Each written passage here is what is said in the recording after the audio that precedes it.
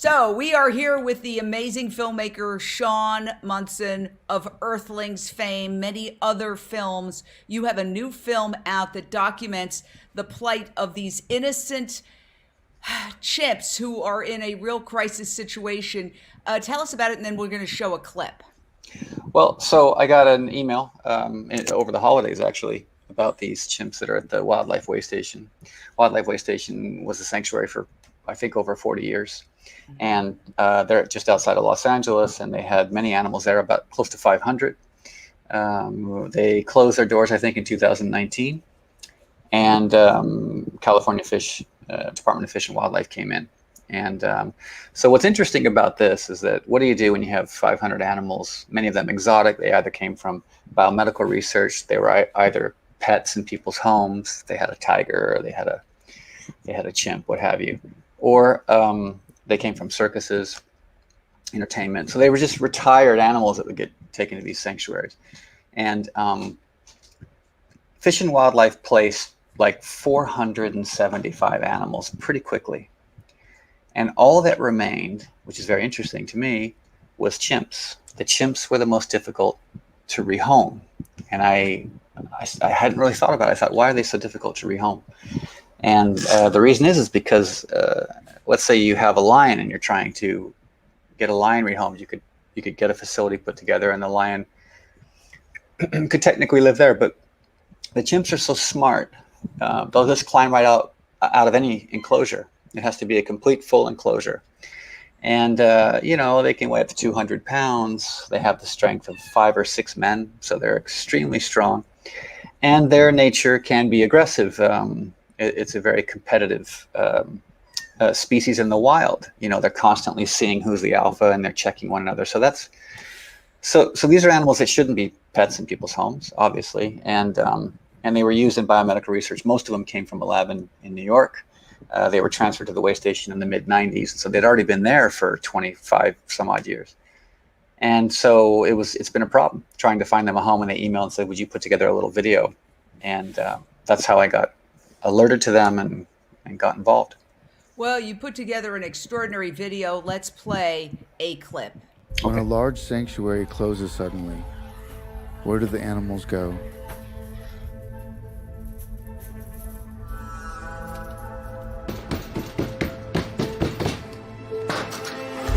And with animals like these, where can they go?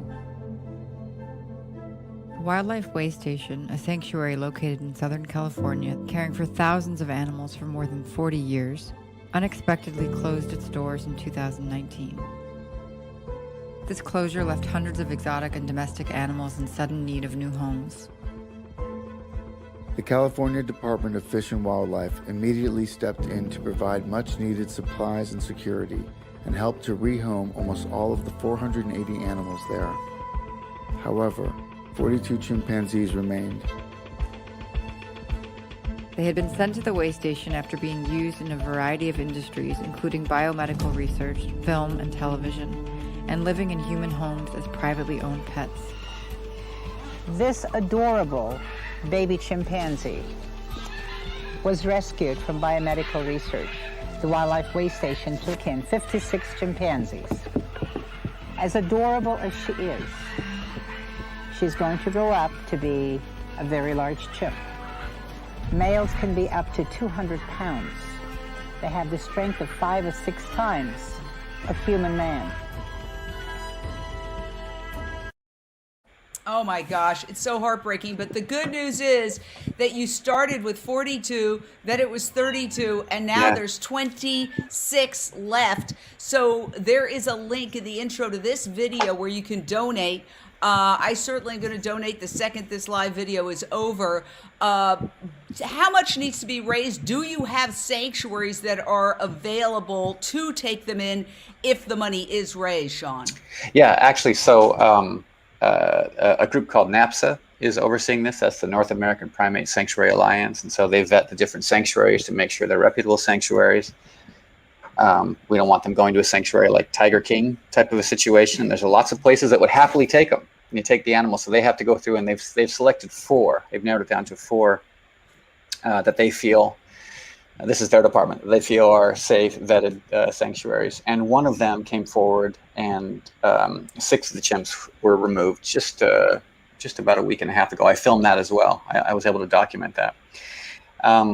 What happens is these facilities need to build on to their existing facilities to house more chimps. So here's what happened. In the 80s, there's this terrible AIDS scare. And labs start breeding chimps because their DNA is so close to humans. So chimps, primates become the main testing model for AIDS. Well, what they discovered after a few years was that the AIDS in a chimp was not the same as an AIDS in a human being. They didn't turn out to be very good models in the biomedical industry so now you had the surplus of chimpanzees. There's more chimpanzees here in labs and in universities in the US than there are in their natural habitat. So, but here's the interesting thing: they became endangered, and so they could no longer test on them.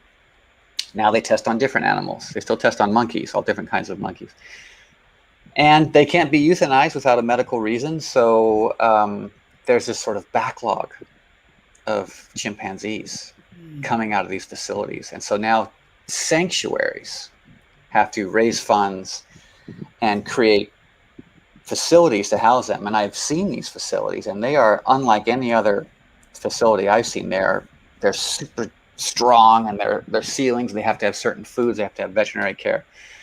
Transportation is delicate. So biomedical research, our business, the entertainment industry, and the pet industry has created a problem, literally bred a problem, and then sort of dumped it onto sanctuaries or places to deal with. And so they're raising money for those 4 facilities to divide up, and let me clarify, divide up these groups of chimps so they can stay in their social group. They won't be divided from that because they're already in.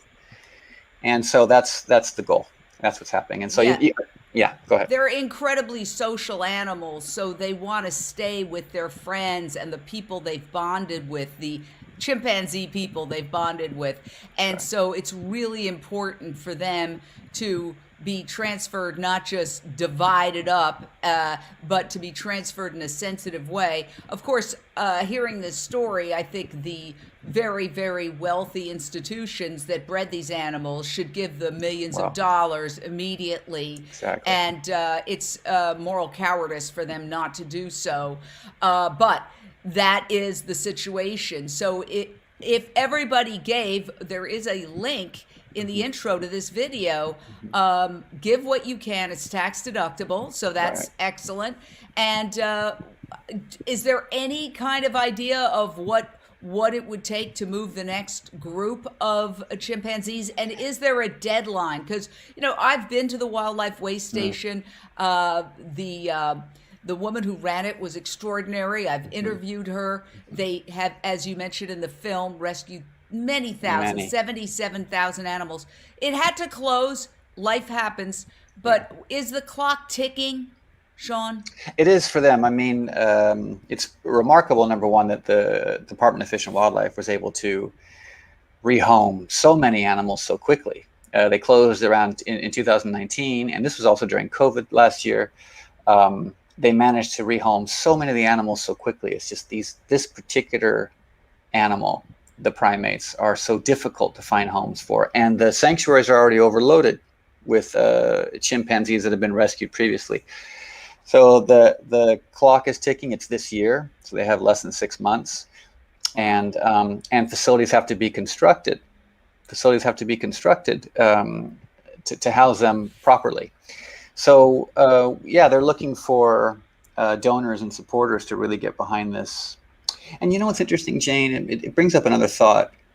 This sort of deluge of animals, and we may see it in other industries. We may see it in the dairy industry as more plant milks and nut milks come out. We may see it as more alternative proteins come out and become. We may suddenly see, this could be a microcosm of many industries, this sort of mass amount of animals. I think we may have thought, it'll sort of balance itself out. But like you mentioned earlier before our interview about climate change and how rapidly things can start speeding up, what do we do with this situation? Is it a question of effective altruism? You know, is it better to spend money somewhere else than on a sanctuary? I think donors probably deal with these questions. They want to maximize their donations to have the maximum positive effect. But we have an obligation to these animals that have been mothers and have been tested on and have sacrificed their lives and lived in captivity. One thing that struck me about this, sorry, this is a long answer to your question, but one thing that struck me about this piece was I had technical difficulties filming it that I didn't anticipate. For instance, I couldn't get too close to the cages. I had to stay 3 feet away at all times. This is because they're so strong that even if they get one finger through and can get they can hold me with one finger. They could get a hold of me with one finger and hold me. They're incredibly strong animals. So I'm filming animals that are dark. You know, they have dark fur.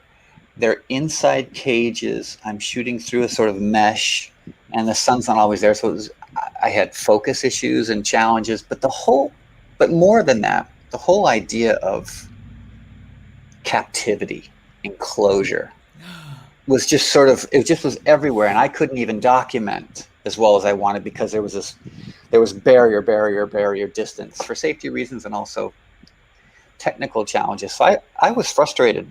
I came home the first day when I had to get permission to go up there. It's a closed facility, and of course I had permission, and I worked alone. I worked alone up there. I did 2 cameras and sound myself. And I came home, I looked at the footage, and I thought, wow, I don't have a great moment here where I can really see emotion. I got to go back. I went there 5 times.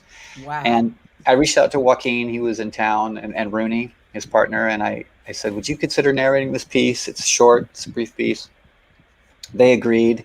And as I came back from a couple of trips up there, I said, you guys should see this maybe. Maybe you should come up and actually just see this. And I had to get permission for that, and their scheduling, and it worked out one day that they could come up. And actually also they had to stand at a distance and observe these animals, and that's in the film too. Yeah, and I have another clip to play, and again, actor Joaquin Phoenix and Rooney Mara narrate this, and they have done so much, obviously, for the cause of animal rights and animal respect, and the incredible speeches that Joaquin Phoenix gave, winning the top awards in Hollywood and taking that moment in the spotlight to urge people to show compassion to the most powerless beings on earth. He is just extraordinary, as is Rooney Mara. So let's listen to a little more. Therefore, the goal is to ensure that all the wildlife Waystation chimpanzees are rehomed at trusted, experienced sanctuaries that keep the interests of the animals as their top priority, with minimal to no disruption of their social groups. The sanctuaries participating in this rehoming effort are nonprofit organizations that are not normally open to the public and do not permit public contact with the animals. They do not remove the animals or exhibit them in any way, and do not breed or sell animals or engage in commercial trade of primates.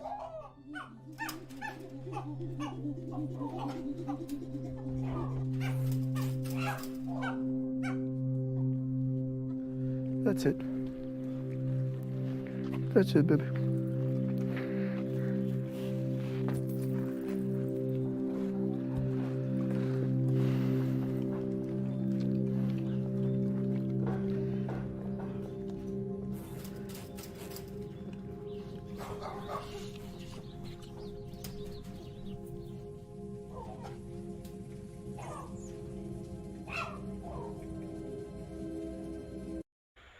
Wow, it's so powerful. What a powerful film. And I just feel like bursting into tears watching it.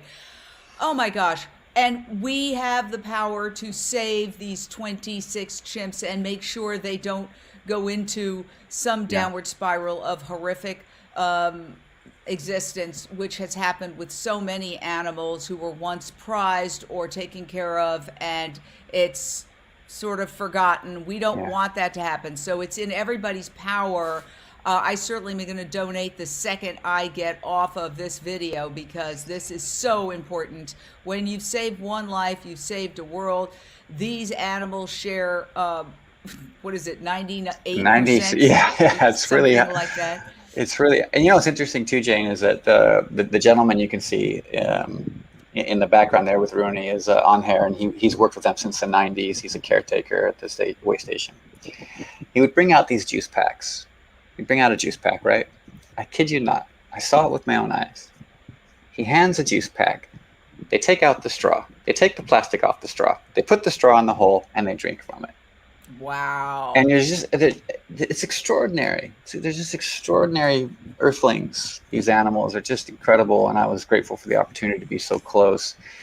And these sanctuaries that take care of them, these facilities, the ones they're going to, that spend all their time year-round raising money, providing facilities, food. They have the land. I commend these hardworking individuals who spend their lives often quietly and far away, cleaning up messes that were made by other industries, maybe long before, some of them before they were even born. Some of these young activists that come in, they're all ages, and that's what they do with their life, is they take care of animals that can't go back to the wild because they no longer have the skills to survive in the wild. It's such a situation that we create, and I feel it should be discussed more and explored more. Oh, yes. And you're absolutely right. I mean, I get constant calls about, a dairy's closing, there's 4 calves, a chicken operation is closing. So yes, this is an issue we're going to have to deal with. And of course, the obvious and first initial answer is stop breeding them. Right. Stop breeding them, because none of these animals are making love. They are artificially inseminated by humans. Right. So I just want to say thank you, Shaun. Incredible film. Wow. And so much work goes into it. And also, of course, thanks to Joaquin Phoenix, Rooney Mara, and for Amy Jean Davis for telling me about this, and for everybody's put such hard work. So if you watching can do your part and donate, whatever you can donate, $10, $100, $1,000, this needs to be taken care of, and each and every one of us can do our part. I'm going to donate the second we're done. Thank you again, Shaun, for being a part of just so many of the key things that are happening in our movement and working so hard. I can tell you, what you're doing is so difficult. And I do relate to what you talked about with the cages, because I did go to Israel when Israel was ending the export of wild-caught monkeys for experimentation. And it was a very emotional scene where the final monkeys that were there, who were there, were essentially rescued. And Addie Gill led that rescue, and I went there with him to Israel. And it is very hard it's very hard to videotape, because these poor animals are behind these layers of cages because of their strength and their intelligence and their ability to get out. And it's just such a such a challenging situation, but there is a solution. There's a solution. These places are willing and able to take these animals in, and all we need support. We need support. So thank you. Can I tell you one last little anecdote real quick that I heard about these particular chimps in the lab in New York that they were at before they came. Now, what happened there, just to end on this interesting background about how intelligent they are, when an animal like a chimp is going to be experimented on the following day, it's not much different than a human surgery. You don't eat the night before. They tell you not to eat the night before surgery. So what they do is they would put a sticker on the cage that's basically a color. It's a do not feed sticker. So that when the night crew comes in and they're feeding animals, they would see, and they would know this one's going to go into surgery tomorrow.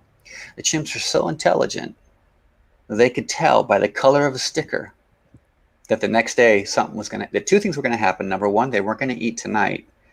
And number 2, something was going to happen to them tomorrow.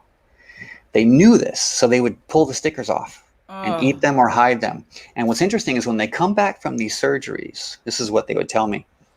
They'd have these, they'd have these holes and scars, these new marks in their bodies, and they didn't understand where they came from. So they'd sit in their cages and they'd look at these holes in their arms or in their chest, and they just wonder what just happened to me, what they do to me. They're incredibly alert and intelligent, and probably one of the biggest miscalculations humanity has ever made is just thinking animals, because they can't communicate the way we understand, thinking they're not intelligent, just assuming, whether it's whales or chimps or a dog, what have you. And this is one for us as the intelligent species that we are, Homo spiritus, right? Man the wise. This is a glaring contradiction in us to not still recognize some sort of animal cognition after all these years. I thought that was a powerful story with the colors, how they'd pull them off, and then how they'd look at their scars after, and they'd be so confused. They'd be wondering what happened to them. So yeah, we have to help them. It's a good thing. Do. So we ask people to support this effort to rehome these chimps. Yes, and everybody is saying thank you. And so comments are nice. Donations, everybody can give something. Right. If it's $10, $20, $100, $500, $1,000, or solve it. One person wants to give many thousands of dollars. We could take care of it. But together we can make this happen. Thank you so much, Shaun Monson. Shaun Monson of Earthlings. Okay, talk to you soon. Bye. Take care.